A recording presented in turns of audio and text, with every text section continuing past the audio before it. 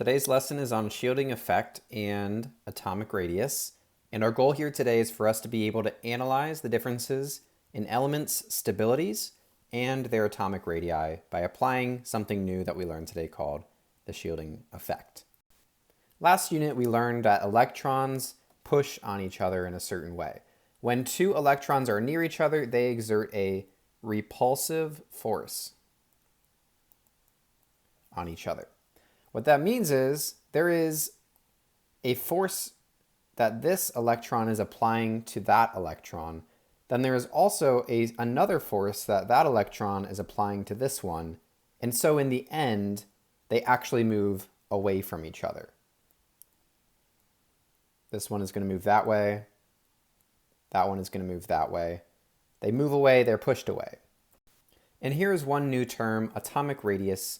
If you think of radius in a circle, that is how far away the center is from the edge. Well, just like that, the atomic radius is the distance from the nucleus to the edge of the electron cloud around that nucleus. So we have our nucleus here in the center. How far is the distance away from that the furthest electrons travel to? If we have electrons all over the place in here, where are they going? How far is the radius? When we think about valence electrons, we typically just think of them on their own. Maybe that's from the electron dot model. They're out here on their edge, farthest away from the nucleus.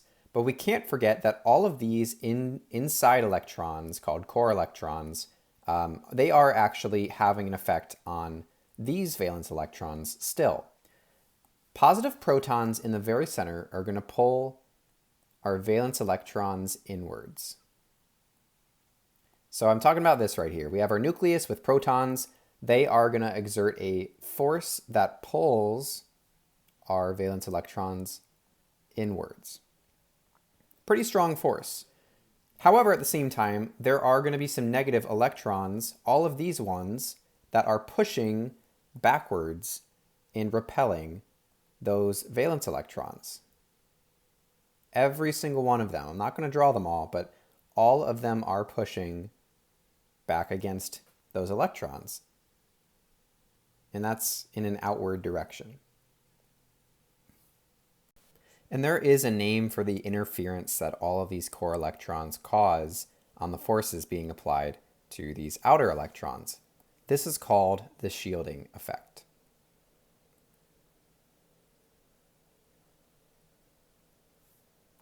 Just as you'd expect, if there are more core electrons in the middle, the more there are, the more those outer valence electrons are going to be shielded. In other words, more core electrons, greater shielding effect. And considering that our entire unit is about stability, it's probably important that we make a connection here to how stable is something when there is more shielding. Well, right here we have a lot more core electrons in the center. There's actually 18 of them in the center. I'm just counting the core ones, all the green ones. And then up here, there's only 10 core electrons. So there's more down here, which means there's a greater shielding effect. And then what that also means is that there's actually less stability because it's easier for something to come in and take these electrons away.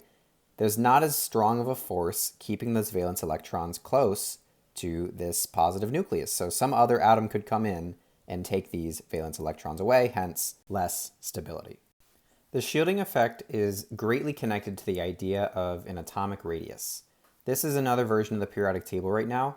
I don't have all the icons up, I just have the size of each element. This right here would be francium in the bottom left. Over here we have radon, we have helium up here in the top right, and then we have hydrogen up here in the top left. Now, when we go down like this, we actually see the atomic radius increase. This is because as we go down, there are more core electrons, hence there is more shielding, and then also a greater atomic radius because of that shielding. There's not as much holding the outer electrons in. So those valence electrons can spread out a little bit further because they're not being held in close as tightly. Now, as we look from left to right, a very interesting phenomenon also occurs. You would expect probably that these elements on the right-hand side with more protons would be bigger. However, that's not the case. And the reasoning for that is when we look across a single row, they have the same number of core electrons because all the electrons that are core electrons come from previous rows in the periodic table.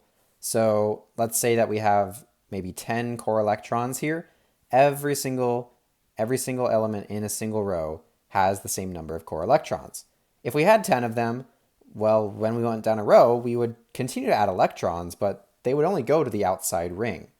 So we could keep adding these, which everything is still on the same energy level on the outside here. So they're not any further away. So those are all the same distance away. We have the same number of core electrons in a row. We have the same shielding effect from those core electrons. And there are actually more protons in the middle. We have more protons in here as we go across a row.